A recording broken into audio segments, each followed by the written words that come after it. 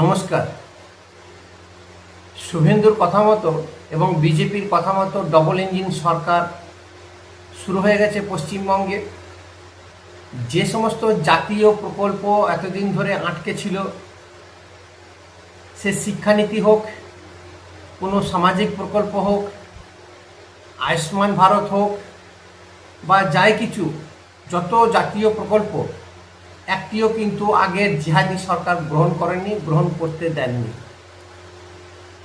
বাংলাকে বিচ্ছিন্নতা করার যে প্রয়াস পুরোদমে চালিয়েছিল, পশ্চিমবঙ্গের আপামর হিন্দু জনতা তা ব্যর্থ করে দিয়েছে। সমাজকে ভেঙে ফেলা, একটা দেশকে ভেঙে ফেলা, মানুষের মধ্যে ভেদাভেদ এবং পরিকাঠামোটাই টোটাল চেঞ্জ করে দেওয়া যদি করা যায়, তা সবার আগে শিক্ষা ব্যবস্থাকে তছনছ করে ভেঙে ফেলা, শিক্ষা ব্যবস্থার পরিকাঠামো, এবং যাতে কেউ প্রপার শিক্ষিত না হতে পারে,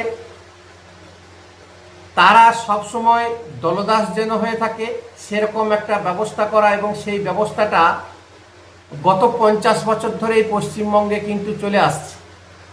বামফ্রন্টও কিন্তু কম যায় না। শিক্ষা নীতিটাকেই বদলে দিয়েছে পশ্চিমবঙ্গে। বিগত 15 বছর ধরে জিহাদি তৃণমূল সরকার, বিশেষ করে মমতা বন্দ্যোপাধ্যায়, শিক্ষা প্রতিষ্ঠানগুলোকেই বন্ধ করে দিয়েছেন। সেখানে পড়াশোনা হতো না, সেখানে রাজনীতির আখড়া তৈরি হয়েছিল। প্রত্যেকটি জায়গায় প্রাইমারি স্তর থেকে ইউনিভার্সিটি পর্যন্ত এমন রাজনীতি, নোংরা রাজনীতি। আজকে চিন্তা করুন, সেই করোনা কালের পর থেকে সমস্ত স্কুল বন্ধ, কলেজে পড়াশোনা হয় না। এরকম বহু নজির আছে। প্রায় 9 থেকে 10 হাজার স্কুল বন্ধ হয়ে পড়ে আছে ছাত্র এবং শিক্ষকের অভাবে। পশ্চিমবঙ্গে যে বিশাল একটা পরিবর্তন হলো, বিজেপি সরকার এলো, ডবল ইঞ্জিন সরকার। দেন শুভেন্দু অধিকারী যত জাতীয় প্রকল্প আটকে ছিল সবগুলো কিন্তু চালু করে দিয়েছেন। যেমন লক্ষ্মীর আগমন হবে, বিভিন্ন প্রকল্পের টাকা, সে 100 দিন বলুন, আর যত উন্নতিমূলক যত কাজ আছে প্রত্যেকটা জিনিসই কিন্তু এবারে চালু হবে।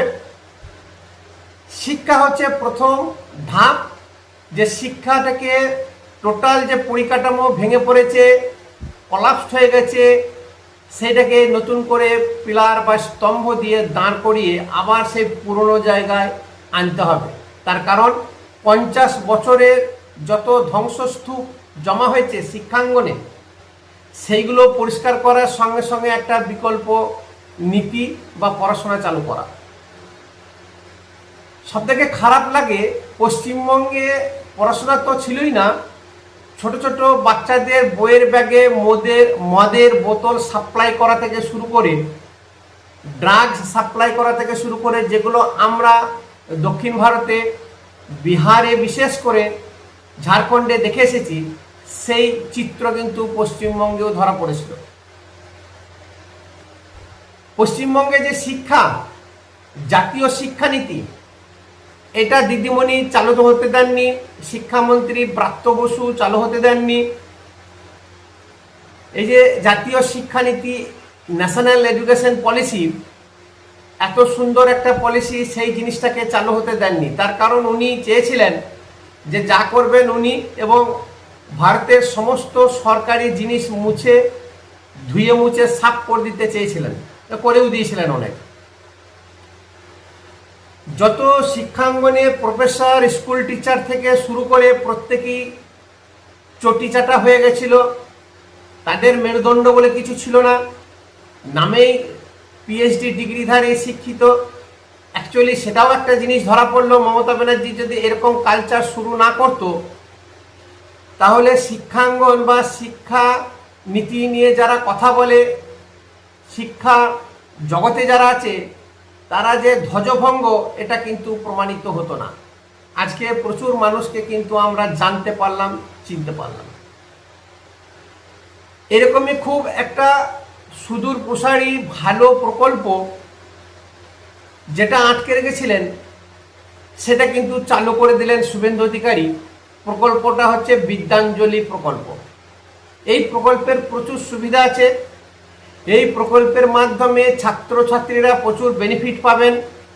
তাদের স্কিল ডেভেলপমেন্ট হবে, পড়াশোনার পাশাপাশি শরীরচর্চা হবে, নানান ধরনের জ্ঞান, গল্প এবং কিভাবে জীবনে প্রতিষ্ঠিত হওয়া যায় সমস্ত জিনিস এর মধ্যে আছে।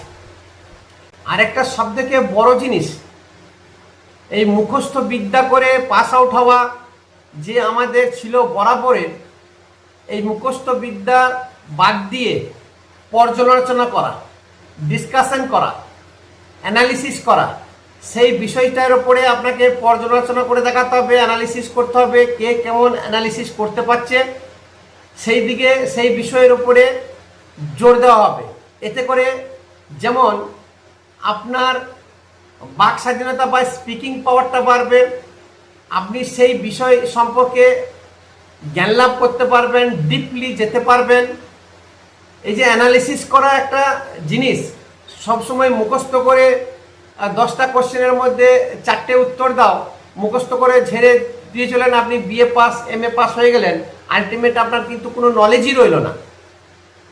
আজকাল ডিস্টেন্সে পিএইচডি করছে কিন্তু তার কোনো নলেজই নেই। এই জিনিসটা কিন্তু আর থাকবে না। সে আর্টস নিয়ে পড়াশোনা করুক, সায়েন্স নিয়ে করুক, কমার্স নিয়ে করুক, পর্যালোচনা, অ্যানালিসিস, ডিপ অ্যানালিসিস কিন্তু তাকে করতে হবে। এই সিস্টেমে কিন্তু নিয়ে আসা হয়েছে। এই যে এত কিছু, এই যে জাতীয় শিক্ষানীতিতে ছিল, এই জিনিসগুলো মমতা ব্যানার্জি কিন্তু সম্পূর্ণ আটকে রেখেছিলেন। পশ্চিমবঙ্গের সেই শিক্ষা ভেঙে চুরে ধ্বংসস্তূপে পরিণত করে দিয়েছে। সেই জিনিসটাকে পুনরায় উত্থান করার কাজ হচ্ছে এই বিজেপি সরকারের, যেটা ভালো ভালো নীতি নিয়েছে। আশা করি সেই জিনিসটা কিন্তু করে দেখাবে। সেই রকমই একটা প্রকল্প বিদ্যাঞ্জলি প্রকল্প। এই বিদ্যাঞ্জলি প্রকল্পটা কি? বিদ্যাঞ্জলি প্রকল্প স্কুলে এলে কি লাভ আছে? এর বৈশিষ্ট্যটাই হচ্ছে, নাম্বার 1 হচ্ছে সেবায় গ্রহণ, স্বেচ্ছাসেবকতা করা। যে সমস্ত অবসরপ্রাপ্ত শিক্ষক আছেন, দেখবেন অনেক জায়গায় তারা এমনিতেই শিক্ষাকে ভালোবাসে, স্কুলে গিয়ে তারা শিক্ষা দান করেন, তারা কিন্তু কোনো টাকা পয়সা নিতে চান না। এরকম বহু মানুষ আমাদের পশ্চিমবঙ্গে আছেন যারা ফ্রিতে শিক্ষা দেয়, শিক্ষাদান দেয়। তাদের কাছে সেই বুদ্ধি সংগ্রহ করা, কিভাবে পরিচালিত করা হবে, কিভাবে ভবিষ্যৎ নির্মাণ করা যাবে, এরকম বহু মানুষ আছে। তারা এই স্বেচ্ছাকারিতে অংশগ্রহণ করতে পারেন। কোনো পেশাজীবী যে পেশায় আছেন সেই পেশার তার অভিজ্ঞতা শেয়ার করবে সেই স্কুলে, উনি অংশগ্রহণ করতে পারেন। কোন কেরিয়ার গেলে সে জীবনে উন্নতি করতে পারবে, সেই কেরিয়ার করতে গেলে কি কি করতে হবে, তার লাইন কি আছে, কোথায় গেলে সেই পড়াশোনা, কোথায় গেলে সেই শিক্ষকতা করা বা শিক্ষা গ্রহণ করা। এই যে কেরিয়ার সম্পর্কে শুরু থেকেই, ছোট থেকেই তাকে স্বপ্ন দেখানো বা তার লাইন বাতলে দেওয়া বা ইনিশিয়ালি সেই স্কুলে শিক্ষা দেওয়া। বিভিন্ন এনজিও আছে, প্রচুর এরকম এনজিও আছে যে সমস্ত এনজিওরা শিক্ষাকে অগ্রাধিকার দিতে চায়, শিক্ষাকে আরও উন্নতি সাধন করতে চায়। সেরকম এনজিও ইনভলভ হতে পারে বা কোনো স্কুল সেরকম এনজিওর কাছে যেতে পারে যে এরকম একটা পরিকাঠামো তৈরি করে দিন বা এরকম একটা পরিকাঠামো যাতে হয়, আমাদের স্কুলের ছেলে মেয়েদের উন্নতি, ভবিষ্যৎ পরিকল্পনা সম্পর্কে তারা জানতে পারে, বুঝতে পারে এবং শিক্ষা গ্রহণ করতে পারে।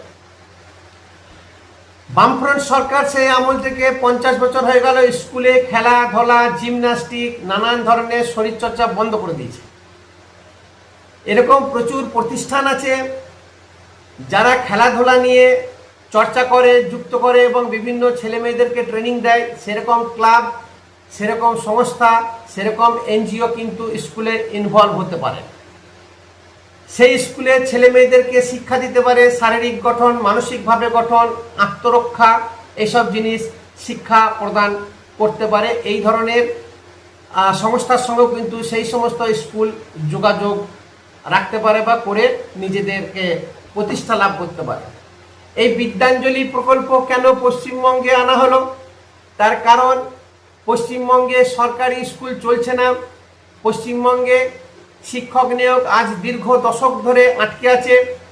অনেক জায়গায় শিক্ষক নেই, তার জন্য ছাত্র পালাচ্ছে। অনেক জায়গায় শিক্ষক আছে, তারা রাজনীতি করতে ব্যস্ত। সব থেকে নোংরামি জিনিস আজকে পশ্চিমবঙ্গে শিক্ষানীতিতে হেডমাস্টার থেকে শুরু করে মাস্টারেরা মদ খেয়ে আসছে ক্লাস করতে। এরকম নোংরা একটা কালচার, সেটাকে জলাঞ্জলি দিতে হবে, ফেলে দিতে হবে।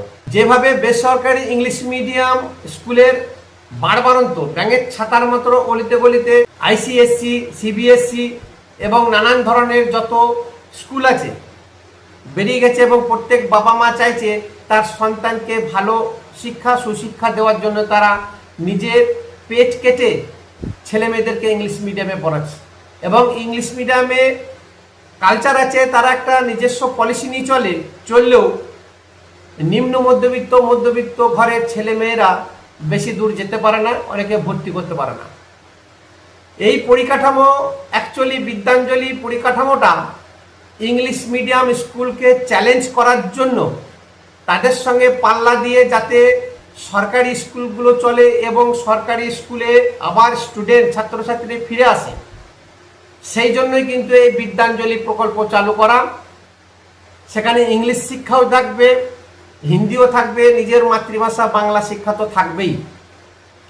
বিশেষ করে ইংলিশ মিডিয়ামের স্কুলগুলোর সঙ্গে কম্পিটিশন করার জন্য এই বিদ্যাঞ্জলি প্রকল্পটাকে নিয়ে আসা, এবং পুনরায় যে বাংলা মিডিয়াম স্কুলের যে গরিমা ছিল, যে গর্ব ছিল, যত ট্যালেন্ট মেধা এই বাংলা মিডিয়াম স্কুল থেকে বেরোতো এক সময়, সেরকম জায়গাতে ফিরিয়ে নিয়ে আসার কাজ হচ্ছে এই বিদ্যাঞ্জলি প্রকল্প। নমস্কার, ভিডিওতে অবশ্যই শেয়ার করবেন, লাইক করবেন এবং একটা কমেন্ট করে সাবস্ক্রাইব করবেন। ধন্যবাদ।